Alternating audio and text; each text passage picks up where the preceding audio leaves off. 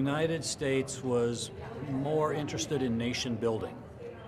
And dams and infrastructure were one way that they could spread that philosophy of nation building around the world.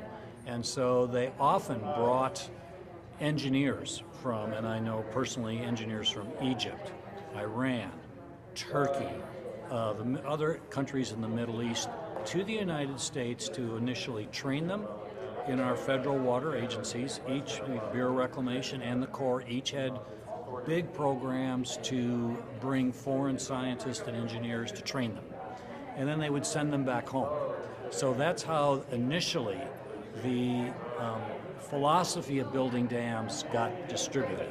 It was the nation building efforts after World War II. What the nations then did, those engineers, they went home and worked within the construct of their own countries in terms of available funding, the expertise that was available, and the studies. And what we found, reviewing that, is that often we sent them back with only half a book of information. We told them how to build a dam. We didn't tell them how to integrate it into the bigger watershed and water management perspective. And that's the next step of nation building that needs to occur, is to work with the people to understand the context of which the dam was placed. The problem with that, though, is that a lot of these dams that we helped get going in the 60s and 70s and even into the 80s are now infrastructurally challenged. They either haven't been maintained, or they weren't built correctly initially, or there was some issue with them. And so we need to go fix them first, and as part of the effort to make them.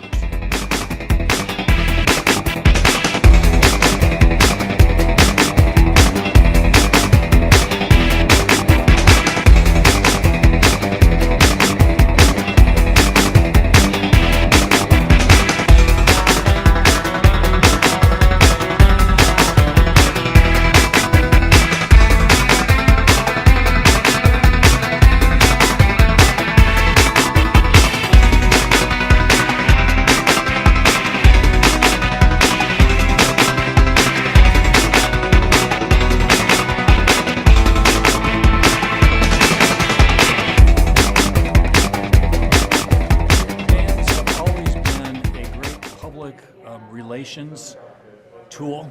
It's great to go up to the top of a dam and cut a ribbon, and everybody cheers and the fireworks go off, and you've got a physical piece of infrastructure there that everybody can see.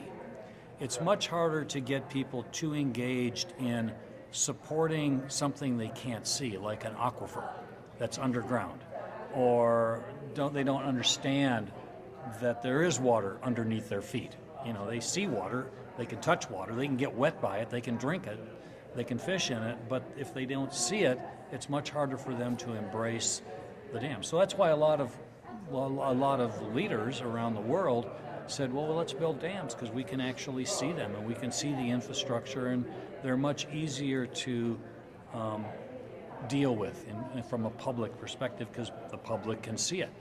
The challenge with aquifers is, how do you manage the aquifer? How do you get water in and out of an aquifer? And then how do you get that supported by the public? From my point of view, and this is a personal perspective, it doesn't political in any way, shape, or form, we need as a world community to help educate and expand the knowledge of how we manage the most precious resource on this planet, which is water. We can live without oil. We can live without a lot of stuff, but we can't live without water. And that resource requires us to do a much better job of managing and protecting its quality and its quantity. And in my personal view, nation building should begin at that level, where world and country leaders come together to share information, first off, to help educate and make sure that the countries are building their own knowledge base of young people and decision makers on how to manage water, and then help where appropriate to ensure they have the tools to implement whatever is the appropriate water management requirement in their country. Nobody should go in and say, we have the answer, because nobody has all the answers. We have to work together on this. تا درودی دیگر بدرود.